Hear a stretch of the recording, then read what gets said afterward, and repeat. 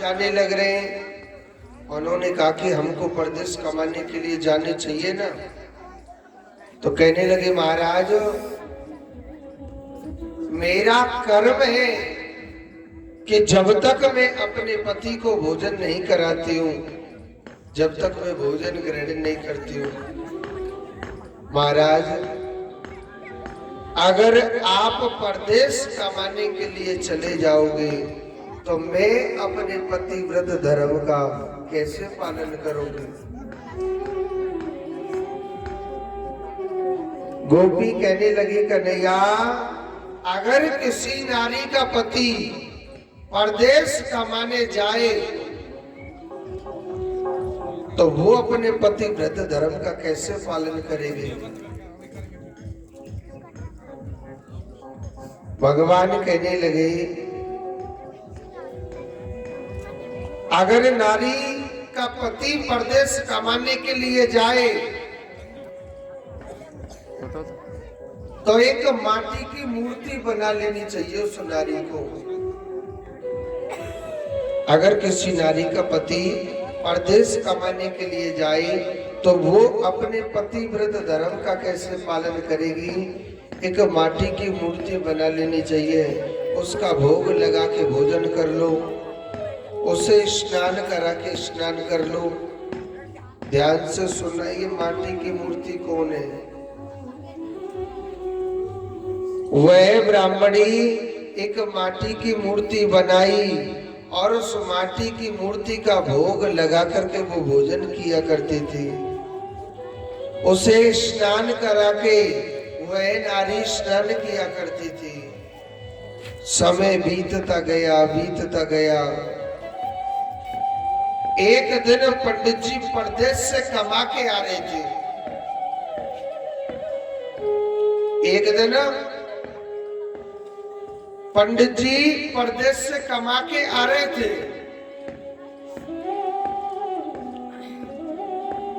और जब पंडित जी परदेश से कमा के आ रहे, वह ब्राह्मणी उस माटी की मूर्ति का भोग लगा रहे थे। इतनी देर में असली पति आ गया और दरवाजा खटखटा रहा है। असली पति आ गया था, दरवाजा खटखटा रहा है कि दरवाजा खोलो। वेद में कहा गया है कि अगर आप भजन करें या भोजन करें तो बीच में खड़ा नहीं होना चाहिए, नहीं तो दोष लगेगा। अगर वह ब्राह्मणी उस माटी की मूर्ति का भोग लगाना छोड़े तो भी उसका पतिव्रत धर्म नष्ट हो रहा है। इधर अपने पति की आज्ञा का पालन न करे तो भी उसका पतिव्रत धर्म नष्ट हो रहा है। कहने लगी गोपी के कन्हैया वह नारी वह ब्राह्मणी बड़े धर्म संकट में पड़ गई। अब बताओ उस ब्राह्मणी को क्या करना चाहिए। भगवान कहने लगे सीधी सी बात है, जब असली पति दरवाजे पर आ गया तो झूठ मूठ की जो मूर्ति है माटी की उसे छोड़ देना चाहिए और अपने असली पति के लिए दरवाजा खोल देना चाहिए। माटी की मूर्ति कौन है? हम तुम सब एक माटी की मूर्ति है। हम तुम सब माटी की मूर्ति है। जब कृष्ण दरवाजे पर आ चुका है तब चाहे नर हो चाहे वो नारी हो, गोविंद के लिए दरवाजा खोल देना चाहिए। हे गोपाल, आपको त्रिलोकपति क्यों कहा जाता है? भगवान श्री कृष्ण को, भगवान नारायण को त्रिलोकपति क्यों कहा जाता है? क्योंकि भगवान तीनों लोकों का वो पति है। गले में वरमाला पहना दे, इसको पति नहीं कहते। गले में वरमाला पहना दे, इसका नाम पति नहीं है। पति किसे कहा जाता है? जो और भगवान को बांध लिया था, क्योंकि गोपी भगवान श्री कृष्ण से बड़ा प्रेम करती थी, प्रेम के बंधन में बांध दिया था। ऐसा प्रेम था। देखो वृंदावन बड़ी पवित्र भूमि है। वृंदावन बड़ी पवित्र भूमि है। वृंदावन का जो कण कण है, राधा नाम बसा हुआ है। वृंदावन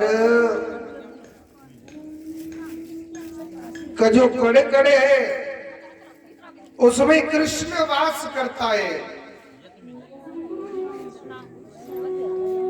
उन गोपियों के कितने बड़े अहोभाग्य थे। उन गोपियों के कितने बड़े अहोभाग्य थे। मेरा कन्हैया बांसुरी सुनाता और गोपी, मेरा कन्हैया बांसुरी सुनाता था। वहां का लता पता वृक्ष कृष्ण कृष्ण नाम जपता था। ये महाराष्ट्र का प्रसंग है। मेरे कृष्ण को अगर तुम पाना चाहते हो, वो गुस्सा में कभी नहीं आएगा।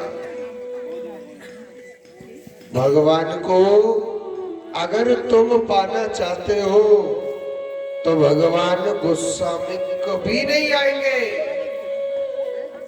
मेरा कन्हैया प्रेम के बंधन में एक पल में कन्हैया आ जाएगा। लता पता वृक्ष कहिए ना कि वृंदावन सो वन नहीं, नंदगाम सोगा और बंसी बट सो बट नहीं, कृष्ण नाम सोना। वृंदावन में चाहे कितना भी बड़ा पापी पहुंच जाए, चाहे कैसा भी मनुष्य पहुंच जाए, मगर सबके मुख से जय श्री कृष्णा जय श्री कृष्णा, राधे राधे राधे राधे ऐसे ही निकलता रहता है। एक बात बोलो,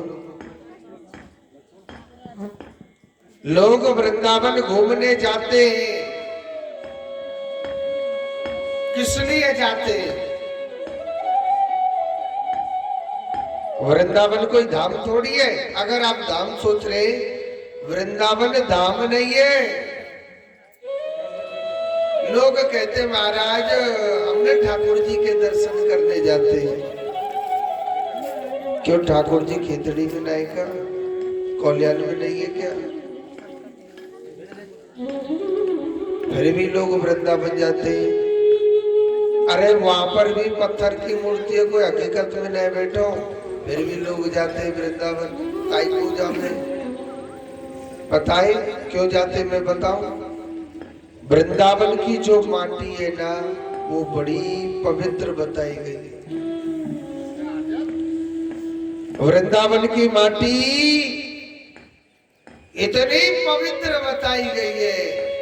वृंदावन में ऐसे ऐसे संत वास करते हैं जो मेरे कन्हैया से डायरेक्ट बातें करते हैं। मेरे कान्हा को ना अपने हाथों से भोजन खिलाते हैं, मगर उन संतों को पड़ोसी तक नहीं जानता। वृंदावन में ऐसे ऐसे संत वास करते हैं जो गोविंद को खाना खिलाते अपने हाथों से, गोविंद से बातें भी करते हैं वो, मगर उन पड़ोसियों को, उन संतों को पड़ोसी तक नहीं जानता। वो ऐसे संत नहीं है कि ताली बजा दी तो कबूतर बन गया, या ताली बजा दी तो हाथी बन गया, या पानी निकाल के ला रहे तो वो घी बन जाता है। ये संत की पहचान नहीं है, ये पाखंडी की पहचान है। ये साधुता की पहचान नहीं है, ये पाखंडता की पहचान है। वो तो संत सिर्फ वृंदावन में मेरी गोपाल से प्रेम है, राधा रानी से प्रेम है, मेरी कन्हैया से प्रेम है।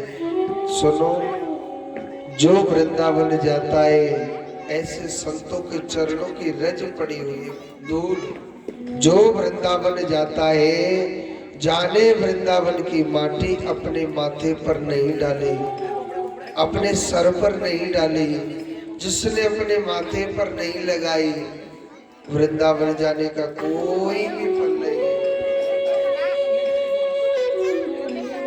और एक बात बोलूं, वृंदावन में आप टेलीविजन में कभी भी देखना, जो बड़े बड़े ऋषि मुनि होते हैं, बंगाली संत भी होते हैं, उनके काला काला सा टीका लगा रहता है। पता है वो क्या है? वो पता है क्या है? वो वृंदावन की माटी ही है, वृंदावन की कीचड़ है। किस्मत वालों को मिलती है, हर किसी के नसीब में नहीं होती है, हर किसी के नसीब में नहीं होती है। एक भजन में भक्ति माता मुक्ति देवी वृंदावन की माटी से मुक्ति मिलती है। एक दिन मुक्ति देवी कहने लगी कि मुक्ति कहे गोपाल से, हर निक मेरी मुक्ति बता। मुक्ति कहने लगी, हे गोपाल, तेरे वृंदावन में न जाने कितने लाखों लोग आते हैं, मैं सबको मुक्ति देती हूँ। हे गोपाल, मेरी भी तो मुक्ति बता कि मेरी मुक्ति कैसे होगी, मुझे मुक्ति कैसे मिलेगी। तो भगवान क्या कहने लगे कि पड़ी रहो जागेल में। गैल माने रास्ता, के पड़ी रहो जागेल में, जहाँ साधु संत चलया, ओढ़ ओढ़ रज मस्तक लगे, तो मुक्ति विमुक्त हो जा। हे मुक्ति देवी,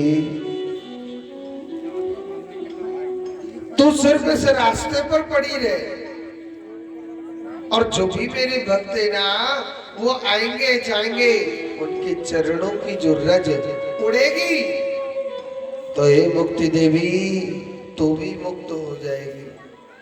वृंदावन की माटी, वृंदावन की धूल बड़ी पवित्र बताई गई है।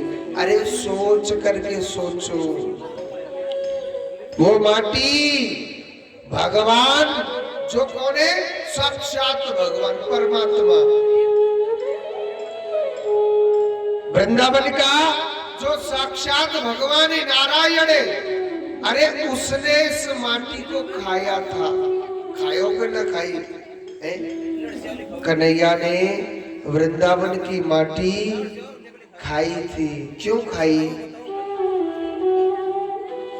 ये माटी बड़ी पवित्र है।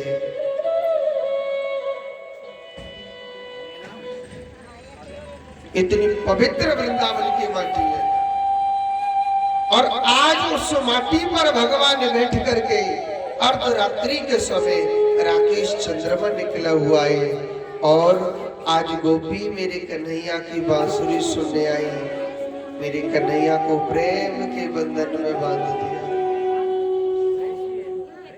और इतनी सुंदर बांसुरी बज रही, इतनी दूर तक आवाज पहुंच गई। कहा भगवान शंकर के द्वार पर भी आवाज पहुंच गई मनुष्य के वहां तक। बोले बाबा सोच रो भैया हमारो कन्हैया बड़ी सुंदर बांसुरी बजा रो, बड़ी सुंदर भगवान बांसुरी बजा रहे, तो हमको भी चलना चाहिए ना। तो आज भोले बाबा लखन के दर्शन करते हुए सीधे कहाँ जा रहे हैं? भगवान श्री कृष्ण के द्वार पर जा रहे हैं। और सुनो, पार्वती माता मना करने लगी, महाराज वहां सिर्फ लेडीज ही अलाउ है, जेंट्स नहीं है। और सुनो भोले बाबा कह भाई ये तो काना ने अच्छो नहीं करो। भोले बाबा ने एक लेडीज साड़ी काची, का काची लेडीज साड़ी। और आज भगवान भोलेनाथ ब्रज की गोपी बन करके जा रहे हैं। एक हमारे ब्रज का भजन है और ये महाराज का प्रसंग है। नेक नेक नाच लीजो, पाप नहीं लगेगा। हर एक दिना भोले भंडारी, हर बन करके ब्रज नारी वृंदावन आ गए, ब्रज में आ गए। एक दिना भोले भंडारी, बन करके ब्रज नारी वृंदावन आ गए। एक दिना भोले भंडारी, बन के ब्रज की नारी वृंदावन आ गए, ब्रज में आ गए।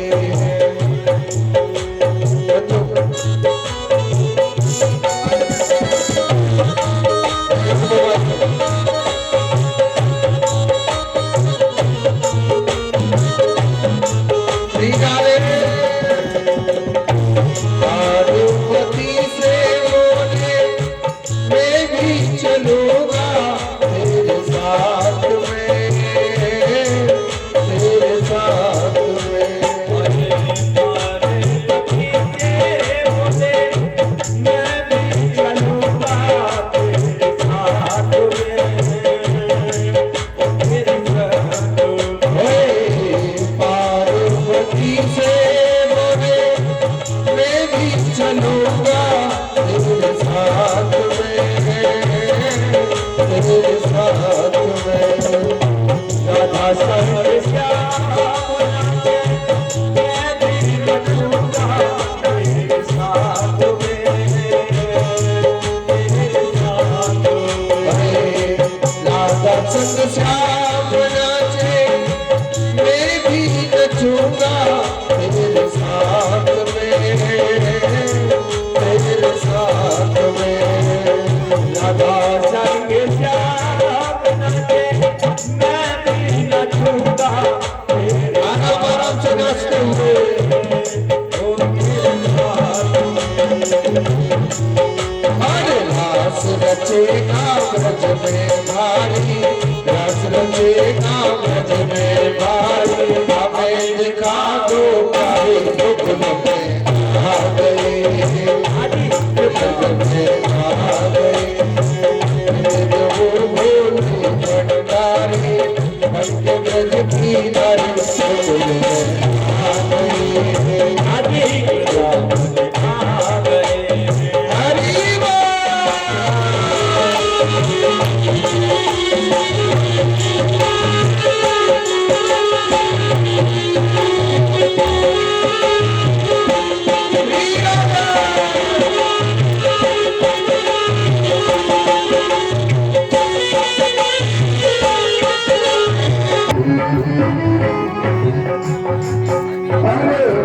ऐसा बना लो मुझे कोई न जाने, इस राज को, इस राज को।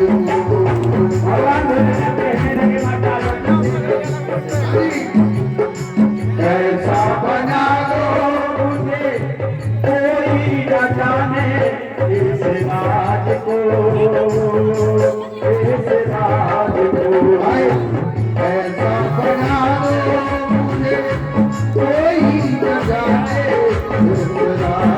को इस राज को मेरे सहेली ऐसा जाके बताना रघुराज को रघुराज को मेरे सहेली तेरी ऐसा बताना रघुराज को रघुराज को हाथ चूड़ा पहने के साड़ी बना के चूड़ा पहने के साड़ी चांद चले मतवारी आवन आ गई आ गई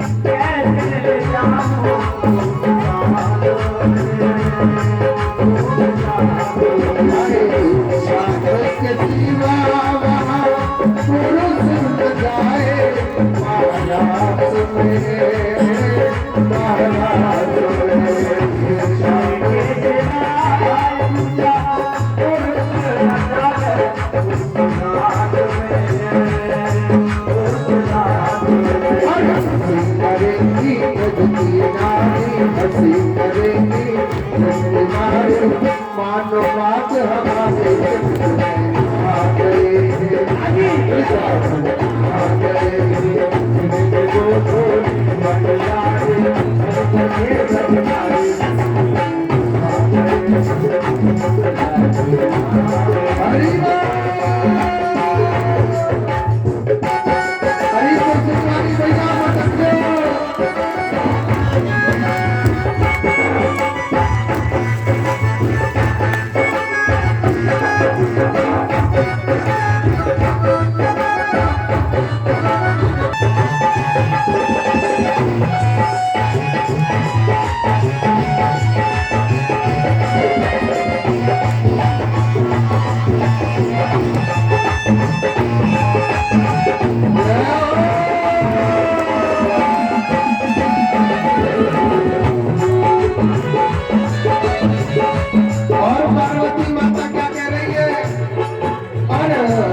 सती ने कहा बलिहारी जाओ इस रूप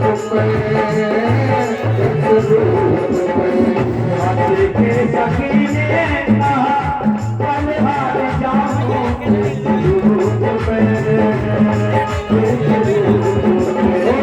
हाथी के सती ने कहा बलिहारी जाओ इस रूप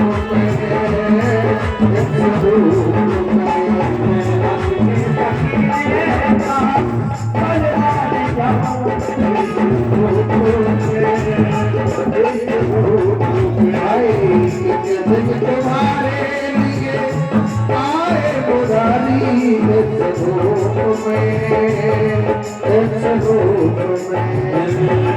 में तुम्हारे लिए आए मुरारी रूप में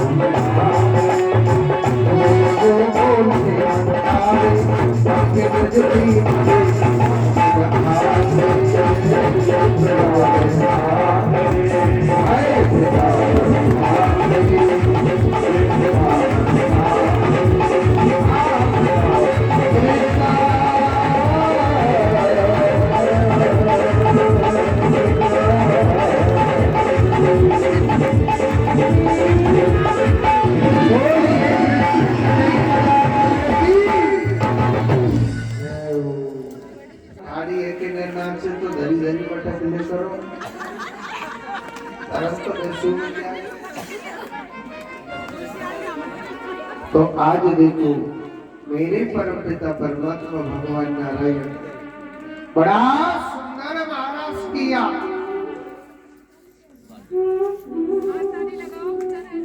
और मेरे कन्हैया ने 6 महीने की करता था। राजा कंस सोचने लगा भैया वो कन्हैया कैसा है, उसके पास ऐसा कौन सा अस्त्र शस्त्र है जो मेरे हर दूत को मार देता है। उसके पास ऐसा कौन सा अस्त्र है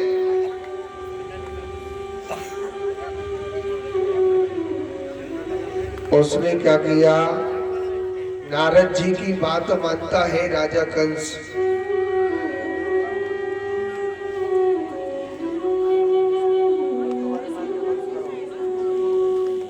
और नारद जी की बात मान करके अक्रूर जी महाराज को भेजता है कि अक्रूर जी आप जाओ वृंदावन में जाइए, मैया जसोदा के पुत्र कृष्ण बलराम को लेकर के आओ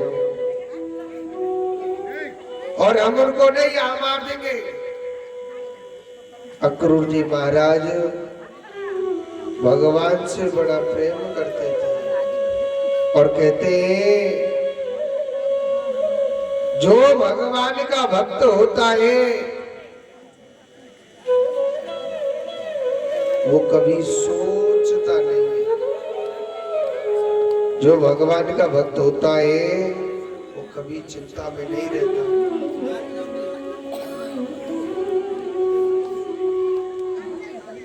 गोविंद के भक्तों को गोविंद से बड़ा प्रेम रहता है।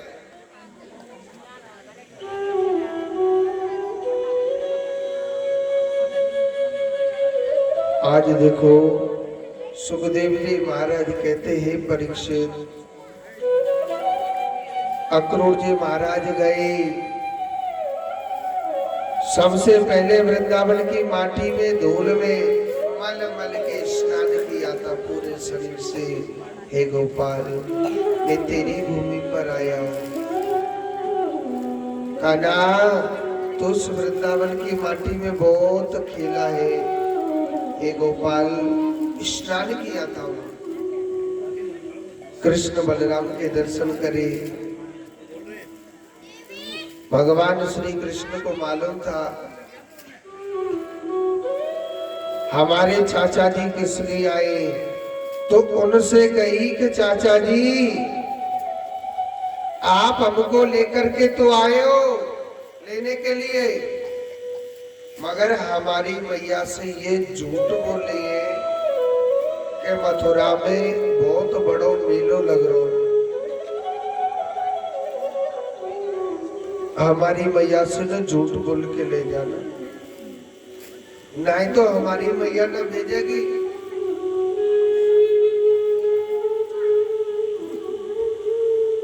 और तुम्हारे मायके बंद कर दे।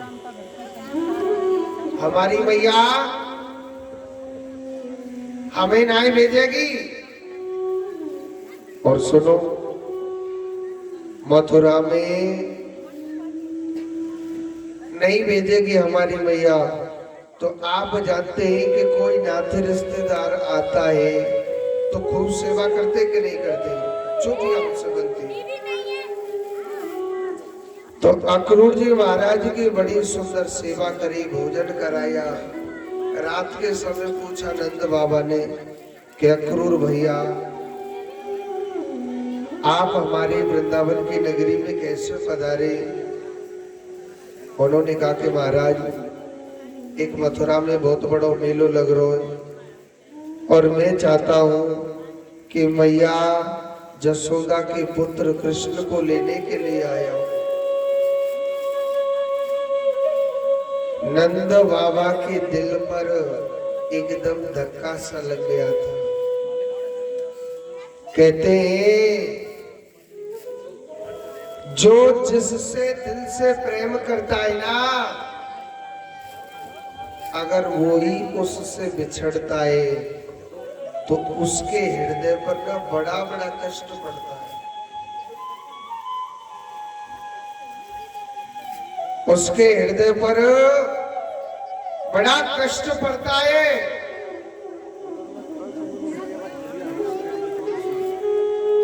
बड़ा कष्ट पड़ता है उसके हृदय पर। कहते हैं जब वो बिछड़ता है,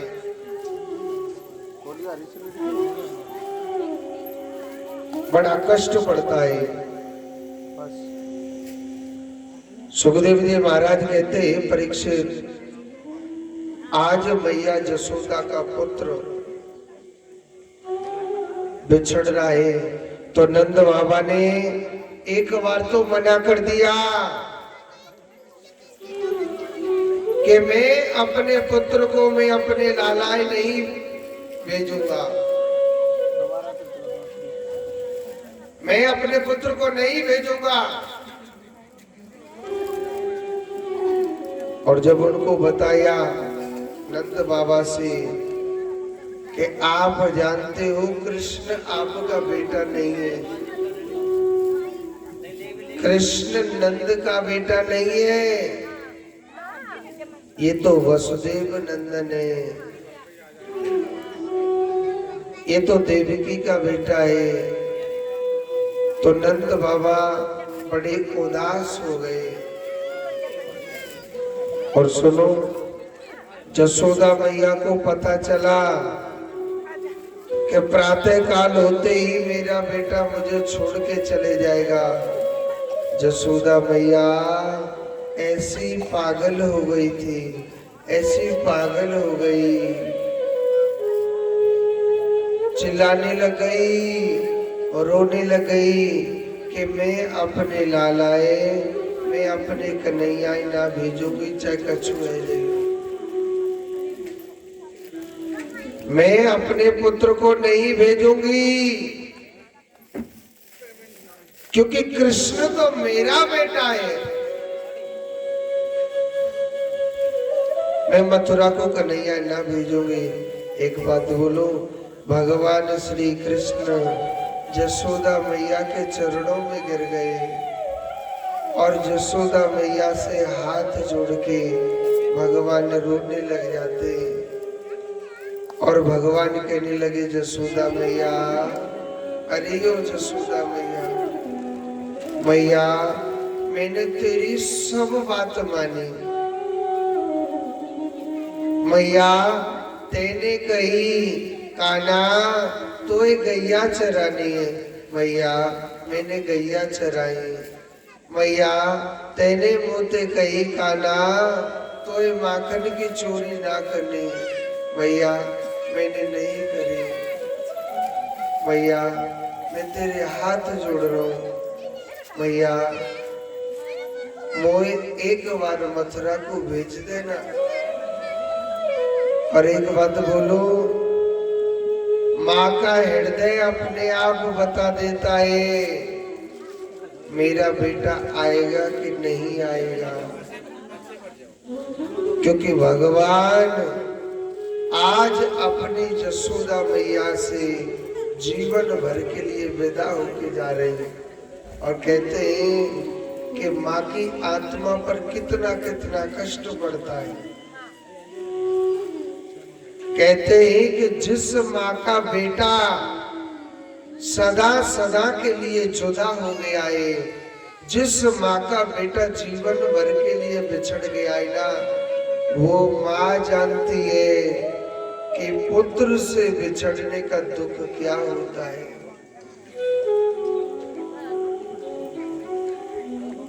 मैया जसोदा के चरणों में कन्हैया गिर गया और कहने लगा, जसोदा मैया मैं परसों के दिन पक्को वापस आ जाऊंगा। मैया ने हाथों भर लिया। आज जसोदा मैया रात के समय बड़ी जोर जोर से रोने लग रही है। हे गोपाल, हे कन्हैया, लाला, अरे ओ काना, काना, तेरी जी मैया तेरे बगैर नहीं रहेगी। मैया अपने घर के बाहर बैठी बैठी रो रही थी। रात के समय संसार सो रहा है और आज उस मैया की आत्मा बैठी बैठी रो रही है। क्यों पता है? उस माँ का बेटा सदा सदा के लिए बिछड़ रहा है। मैया को खम्भे से बैठे बैठे पूरी रात होने को जा रही है। रोते रोते रात के 12 बजे मेरे कन्हैया की नींद खुली और भगवान दूर से देखने लग रहे हैं कि जसोदा मैया आज बैठी बैठी रोने लग रही है। भगवान अपनी जसोदा मैया के पास गए और कहने लगे, मैया तू काहे को रोने लग रही है? मैया कहने लगी, काना तू क्या समझेगा मेरे मन की कथा। क्योंकि मैया को जब पता चला कि कृष्ण मेरा बेटा नहीं है, वो भगवान है और भगवान को कौन रोक सकता है। मैया को जब पता चला